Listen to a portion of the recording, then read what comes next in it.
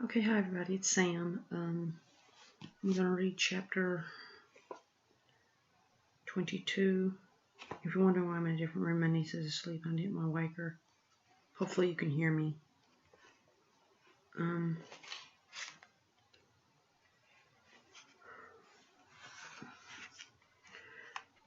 Chapter 22. Dante.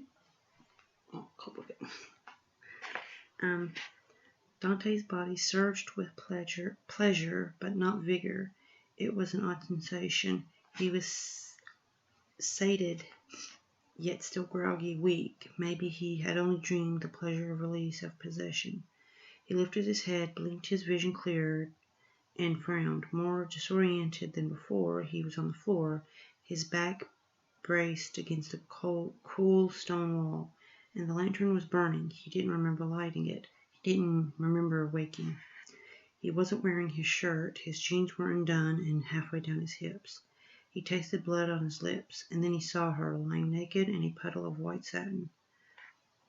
Morgan. Dante surged to his feet, only to sink to his knees again at the wave of dizziness that drowned him. One hand pressed to his forehead, he forced himself upright and walked on his knees to her. She lay on her side, curled into a fetal position, hair covering her face. Jesus, Morgan. It's just Cold Bucket, my cat. Don't you dare try to hop up on me. He caught her shoulders, rolled her onto her back. Her hair fell away from her face, and he stared down in horror at her white skin, her closed eyes, her parted pale lips. He had to force himself to look at her throat, at her body, and when he did, tears welled in his eyes. Tears. He didn't remember the last time he had cried for anyone, much less a mortal. Her throat bore the marks of his invasion, and there were more, tiny pairs of pinpricks at her breast and shoulders, her belly and thighs. It hadn't been a dream. He had ravaged her, taken her in every way, her body, her blood. God, Morgan, what the hell have I done? He returned his gaze to her face, cradling her upper body in his arms, bending over her. Please wake up. Please, Morgan, live. I can't have done this, not to you. He listened for her breathing. He felt her heartbeat. He scanned her life force and sensed it still there, weak but there. Her eyes opened to the merest slits, and her lips curled somehow into a shadow of a smile. Oh, my love. Hush, don't try to speak. God, Morgan, I'm sorry. I brought something for you. He shook his head, not understanding what she meant, but she shifted her eyes, and his gaze followed. He saw the books on the wobbly table. Your journals. My journals. He searched his memory. I left instructions with an attorney. They were to be shipped to a storage unit for safe. Oh, what? Oh, hell, what does it matter now? It matters, she whispered, her jaw clenched. She swallowed, began again. The script, too, on a disc there with the books, the one that I've been writing. Destroy it, Dante. He stared at her, shaking his head. You have to know you can trust me. I brought them all to you to prove myself. You're worried about whether I trust you. My God, Morgan, look what I've done to you. You did what I asked you to, she whispered. Weakly, she lifted a hand, touched his face. Tears, why are you crying? His hands trembled in her hair as he bowed over her, holding her head to his belly, shuddering with barely contained anguish. How can you ask that? God, Morgan, I'm so sorry. His voice broke, and he shuddered with emotion as he held her. Fix it, she breathed, and she spoke now as if each word was an effort. Feed me, make me immortal, like you are. Tipping his head back, Dante closed his eyes, clenched his jaw. Dante, please, you won't let me die. I know you won't. A hot tear rolled off his cheek and fell into her face as he lowered his head to look at her. I can't transform you, Morgan. Not now. I'm too weak. You wouldn't survive the ordeal. And if by some miracle you did, you'd be little more than a mindless zombie. She expelled a long, wavering breath. I don't understand. I thought sharing the gift takes a vampire at his strongest, and even then it drains him, weakens him. Last night I nearly bled to death before the day's sleep healed my wound. But you drank from me. He lowered his head. It's because I'm so ill, isn't it? My blood has barely any life left in it. That's it, isn't it? He nodded without looking her in the eye. I've seen the effects of the gift gone bad before, Morgan. A vampire brought into this life with weak blood, or a little blood. Mindless shells with no reason, no thought, no personality, who exist only to feed. Monsters, truly monsters. I can't curse you to that kind of existence, I won't. Finally he met her eyes again. I'm sorry, sweet Morgan, I'm so sorry. Well, you've done it again, haven't you, love? The voice was Seraphina's, and it came from near the entrance to his lair. Dante looked up at her. She wore red, full sweeping skirts of it, with a sheer black overskirt, and enough jewelry to please a queen. Fina, thank God. Don't thank God for me, Dante. He has nothing to do with my existence. She narrowed her eyes on his face. Are those tears I see? My God, look at you, reduced to weeping over a mortal. Then she tossed her head. Her earrings jangled. You have to help her, Dante said. He saw Seraphina's anger, felt it like a red-hot cloud around her, but he had to try. She'll die unless you bring her over.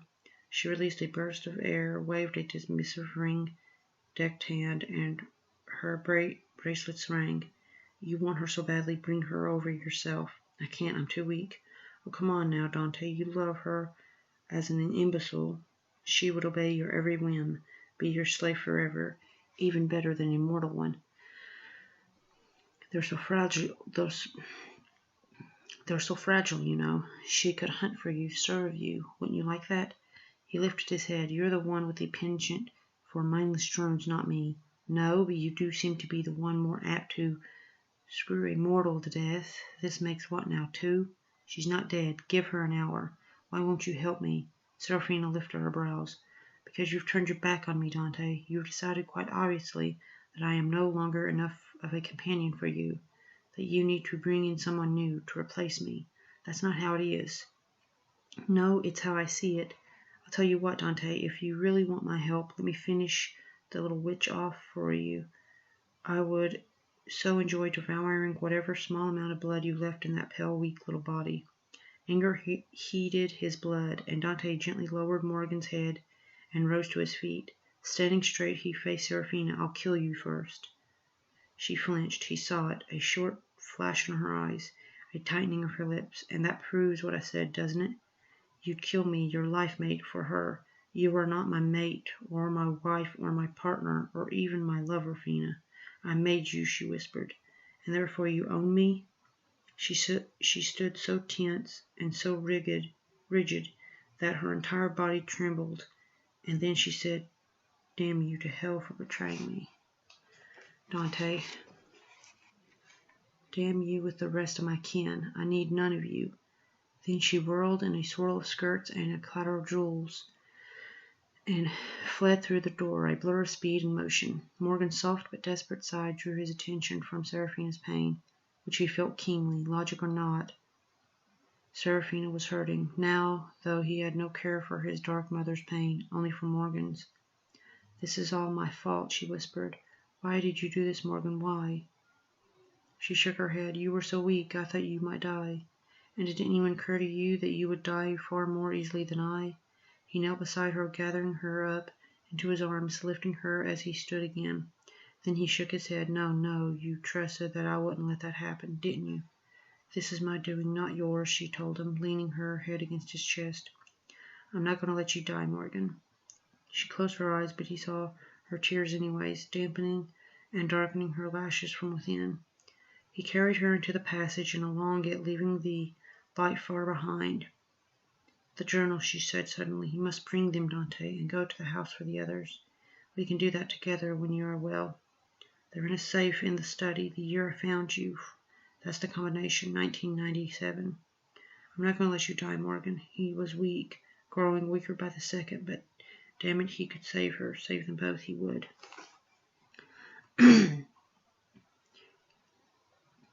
It's not your fault, Dante, she whispered. He emerged from the cave and managed to hold her while climbing up the side of the cliff. Ordinarily, he would have simply pushed off with his feet and jumped the distance. A small leap for one as powerful as he, but not tonight. Tonight he barely managed to clamber up the steep, stony path without dropping her, and when he reached the level ground he was breathless, his muscles trembling with strain. He stared down. He started toward the house. Dante, she whispered, no, don't take me back to them. I want to stay with you. You'll die without help, Morgan. Then I'll die in your arms. I'll breathe my last against your lips. Dante, don't make me go. He stopped walking and stared down at the woman who had risked her own life to preserve his, who had trusted him completely and given selflessly. He had never believed anyone could love him the way this wrath little creature must. His own family had turned against him. He'd lived his life trusting in no one, but he trusted her, and he realized too late, damn him, that he'd known he could trust her before she had surrendered the journals or her work, before she bled herself to the brink of trying to save his worthless life. He loved her. Leaning closer, cradling her head in his palm, and lifting her face to his, he kissed her. Slowly, tenderly, he kissed her. Stay alive for me, Morgan, one night, so I can feed and grow strong again. One day, so you can sleep, can regenerate my power. One day, so the sleep can regenerate my power. Then I'll come for you, I swear I will. No army of mortals will keep me away from you again. He kissed her again, but this time her lips went slack against his. And when he lifted his head, hers hung limply and her eyes had fallen closed. He heard voices, saw her family and friends walking around the back lawn with flashlights, calling Morgan's name. Lifting his chin, he called out to them, here, she is here. There he is, someone shouted. He's got Morgan. The gang of mortals came running toward him. Gently he laid Morgan down to the cool grass, bent to kiss her forehead, and then, straightening, turned to flee. He had to live, to get strong again so he can save her. In 3 strides, the bolt penetrated his thigh. Pain beyond endurance shrieked through him as he tried to keep going. Weight on the leg intensified it even more, and he felt the blood pumping out of him. 3 more steps, he went down, and then tried to crawl, and finally on his belly he dragged himself toward the cliffs, toward the edge. If he could pull himself over, maybe there was still a chance. Finally, you son of a bitch. I finally got you. Sorry, I tell you some words I just don't like saying. A hand clapped his shoulder and rolled him harshly on his back, and then the scarred man stared down at Dante and then smiled. Oh God, oh God, oh God. Max knelt beside her sister. Morgan lay still on the ground, a white silk robe around her body, fresh puncture marks on her neck. No question now. You see them, don't you? You see them too this time, don't you? Beside her, one arm around her shoulders, Lydia nodded. I see them. I don't believe it, but I see them. David said nothing. He was speechless, frightened to death. Lou had his fingers on Morgan's wrist. He looked up, nodded once. She's alive. Max bent almost double-faced, contorting sobs, choking her relief, too powerful to contain. Let's get her to the house. Lou looked further along the lawn and frowned, getting his feet. Take her, David. I'll just be a sec. Max followed his gaze to where Frank Stiles was leaning over the fallen form of the dark man who had done this to Morgan. Lou was striding over there, and Max got up too. Stay with her, she told Lydia, even as David gathered Morgan into his arms and started for the house. Then she ran to catch up to Lou. Stiles said, I've got you at last. You're not going to get away from me this time. As Max looked beyond Stiles' vicious scowl to the man who lay on the ground, she caught her breath. He was exactly like the images Morgan had drawn, the ones that lined the walls of her study. Dante, I take it. He nodded, but it was obvious he was in considerable pain. She looked him over, saw the blood gushing from around the metal bolt that pierced his thigh, and acted instinctively, dropping to her knees, tearing the denim fabric. It must have hit an artery or something. My God, the bleeding. His kind always bleed like that. Stiles spat. Let him bleed out. He'll be dead in a few minutes. If I am, the fallen dark man muttered through clenched teeth, Morgan will be as well. Don't you dare threaten my sister, Max whispered. I don't think it was a threat, Maxie, Lou said. He dropped to one knee, clasped the boat, glanced at Dante. Dante nodded once, and Lou pulled the arrow-like rod out in one smooth motion. As he did, Dante tipped his head back and howled in pain. Then Lou yanked his belt free of his loop, wrapped it around the thigh above the wound, pulled it tight, and watched the bleeding slowed. He searched his pocket and emerged with a jackknife, then poked a hole in the leather so he could fasten the belt in place. He fastened the belt so tightly that Dante's thigh looked practically like an hourglass. I don't understand why you're helping him, Max finally said. Why are we helping him after what he did to Morgan? No, Lou is right, Stiles said softly. He's a far more use to my people alive. Dante's gaze snapped to Lou's, and it surprised the hell out of Max to see what looked like the barest hint of fear in the vampire's eyes. Lou drew her attention away from that, though, with his next words. He brought Morgan to us. He called out to get our attention and got himself shot with that freaking crossbow of yours for his trouble. Where the hell do you have that thing anyways?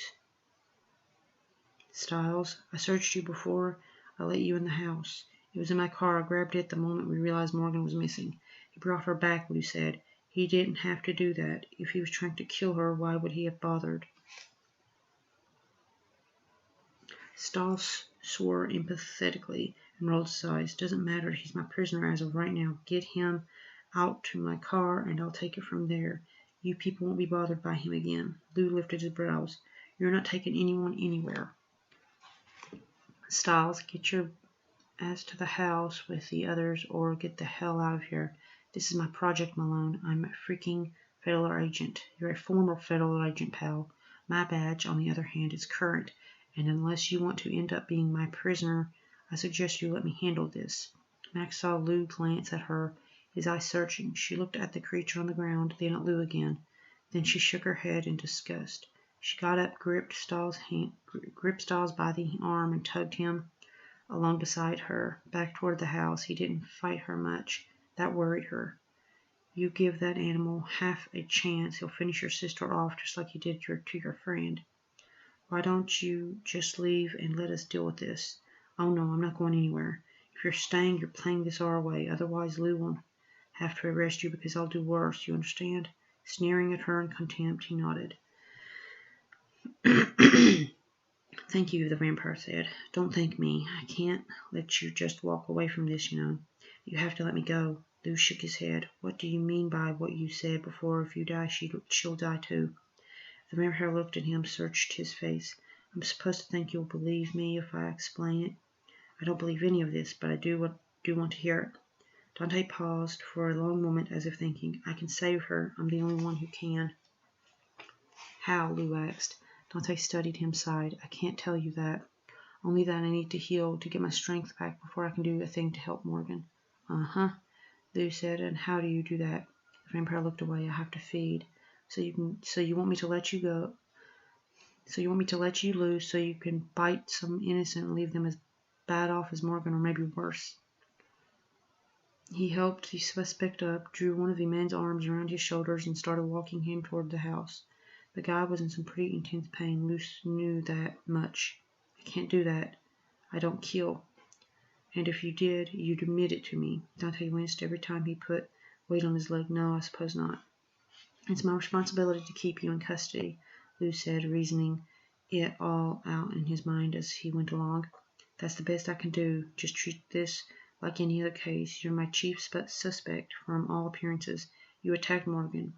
I can't book you and bring you up for a bail hearing, but I can keep you where you can't do any more harm until I figure all this out. Dante sighed, and Lou wasn't sure if he was in compliance or despair. Just keep her alive, he said. You know how sick she is, don't you? Even if she survives whatever the hell happened tonight, she's not going to last much longer. The vampire closed his eyes. You just keep her alive, promise me. Lou nodded. I'll do my damnedest. The vampire nodded, then he said, You seem like a decent man for a mortal, which makes me even more sorry. Lou frowned. Sorry for what? He didn't get to finish. Something a fist, he thought, though it felt more like a cannonball, smashed into his head, and he went down in a heap. Morgan's head turned back and forth as her body trembled. She was so weak, so incredibly weak. Max sat by her side on the sofa, doing her best to keep her sister still. As Lydia paced, David Sumner sat in a small chair in the corner, tears welling in his eyes. Morgan whimpered and muttered. Every few intelligible sounds she made were punctuated by one intelligible word, Dante. It was breaking Max's heart. She licked her lips, glanced up at the doorway when Lou came in. He was alone. "Lou, sorry," he said, rubbing one side of his head. "He got away from me." A string of curses polluted the room, and Max glared at Frank Stiles, who had been sitting in the shadows observing everything. He snatched up his crossbow from the floor beside him and surged toward the door. Lou stepped into his path. "It's not your place," he said. "He'll kill again if you let him go. He has to, or he'll die himself. You saw how weak he was. I don't think he's going to kill anyone," Lou said. He looked past Stiles at Max and went on. "He could have killed Morgan. He could have killed me just now if that's what he wanted." "Lou, what if you're wrong?" Max whispered. "What if I'm not?" Lou asked. Max says he can save her.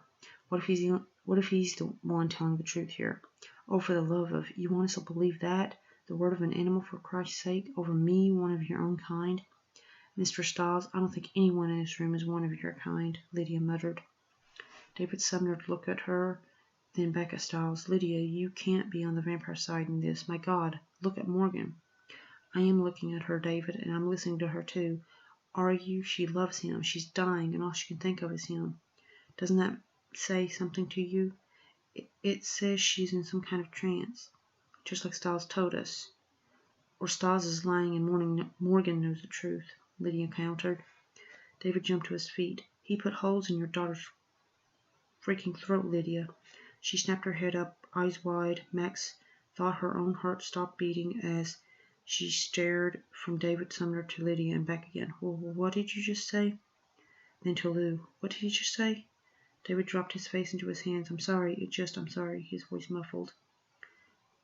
Max walked slowly to where Lydia stood. She stared at her for a long moment, searching her face, studying her features. Plumper than her own, more careworn, but suddenly there were similarities. You're our mother?" "I didn't ever want you to know," Lydia said, and it seemed as if she had to force the words through a space far too small. "Why?" Max asked. Lydia closed her eyes, shook her head quickly. "Oh, come on. Is this your fantasy, Maxine? That your birth mother was a teenage runaway who sold her body on the streets to get by?" Max's eyes filled with tears. "This is too much all at once. I can't deal with this right now." She blinked rapidly, brushed her eyes with the back of one hand. "Jesus, where the hell is the ambulance?" She paced away, looked out the window, then dropped the curtain and turned again. "Did you know this all along? Is that why you and had Lou introduce us?" Lou spoke before Lydia could answer. "She didn't know, Max. I had a suspicion. I knew your birthday was the same day Lydia always lights a candle and spends the day weeping for the baby she gave up. And that was why I put the two of you together, so you could figure it out for yourselves." Max stared at him, her face wet now. "You should have told me. How could you not tell me?" "How could I tell you when I wasn't even sure myself?"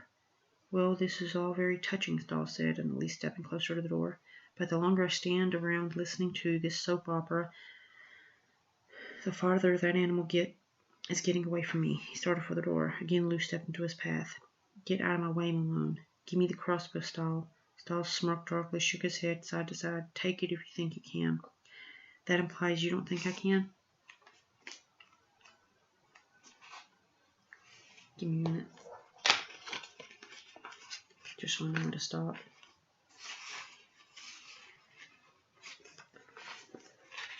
The man's smiles widened, twisting his scarred face into a warped semblance of a sneer. "You're saggy, baggy, out of shape, and tired." "Oh, well, yeah," Lou shrugged, pulling his revolver and pushing the barrel into Stiles' belly, all in one smooth motion. "But I have this." Stiles shot his hands up over his head. Lou reached up and took the crossbow from one of them. "Now, go, sit down." Stiles glared at him, but he went back to his corner and sat. A second later, a siren screamed outside, growing louder until finally its strobe of red and white light were chasing each other through the room from beyond the windows. Lou put his gun away and turned to open the door as paramedics came inside carrying red boxes of equipment. Max stood watching everything happen and seeing none of it. She was disoriented, confused, and angry as hell. And then Lou was there, pulling her close to him. You look shocky. You should have told me, Lou. You had so much else to deal with. No crap.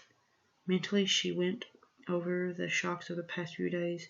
She found out that she had a twin sister, met that sister and learned she was dying. She had seen her best friend lying in a coma from which she may never recover. She had discovered that the ex-hooker with a heart of gold she had been jealous of was her mother, and tonight she had met her first vampire face to face. Jesus. Go to the hospital with your sister. Watch over her. Keep him away from her. Dante or Styles. Both. You shouldn't have to worry about Styles, though. I'm going to keep him with me. And where are you going to be? I have to go after Dante. The paramedics were muttering over Morgan and strapping her onto the stretcher now. Max watched him for a moment, then, Lou, you just stopped Styles from going after Dante, a move I could kick you for. Now you're going after him yourself and taking Styles with you? I stopped Styles from hunting him down like an animal, killing him or worse. That's not what I intend to do. No, you're going to hunt him down like a human being, aren't you? Read him his rights when you catch him, that sort of thing. Lou lowered his head, something like that. He tried to kill my sister. He's not a human being. I know that. Know this, too. She took the crossbow from his hands as they wheeled her sister out the door. You can protect him all you want. But if he tries to get near Morgan again, I'll kill him myself. And I won't let anyone stop me, not even you. And she turned away, only to bump into Styles. He nodded as if in approval and tucked a business card into her hand. My cell phone number. You're the only one seeing things clearly here. You might need me. She shoved him aside and headed out the door after the paramedics, yanking a jacket off the hook on the way and draping it over her arm to conceal the weapon. She crammed Styles' card into her jeans pocket. At the same moment, she turned, glanced at Lydia. You and David can follow in the car, all right? I want to stay with her in the ambulance. Lydia looked stunned, then relieved as she smiled wetly and nodded. We'll be right behind you. Max faced forward again, started to leave. Halfway to the ambulance, she stopped Lou. He was there, but only a few paces behind her. She'd felt him following. Be careful, okay? Don't turn your back on that snake Styles for a second, or on Dante either. Didn't plan to. She turned her head, looking him in the eyes. She hated him for letting that animal go. No, she didn't, not really. Ma'am? Max pulled her eyes away, turned toward the paramedic who called her. He stood holding the ambulance doors open. We have to go, ma'am. Sorry, we have to go, ma'am. Nodding, she hurried to the vehicle and climbed inside. Lou watched her go, feeling like pond slime. He had let her down. That was betrayal he had seen in her eyes. She had expected him to take her side, avenge her sister. Hell, part of him had wanted to. But you didn't spend 20 years as a cop and not a cellmate.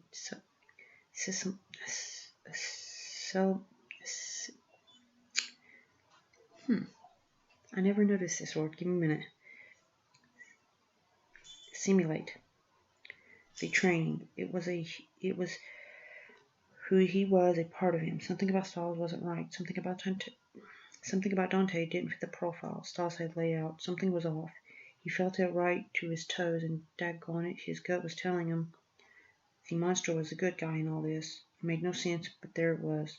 As the ambulance drove out of sight, David and Lydia following close behind it in Sumner's Mercedes. Lou turned to go back inside, but naturally, when he got there, Styles was long gone. That was the end of that chapter. And I ain't got that much left to read in this.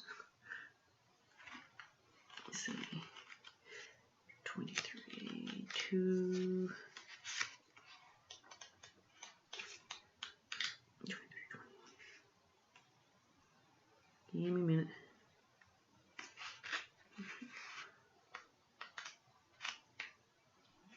25. I'm trying to keep up with the numbers. 25. 26. So I'll just count that as 27. Alright, 4 more chapters and I'll be done. Oh crap, the camera went out. I'm sorry about that.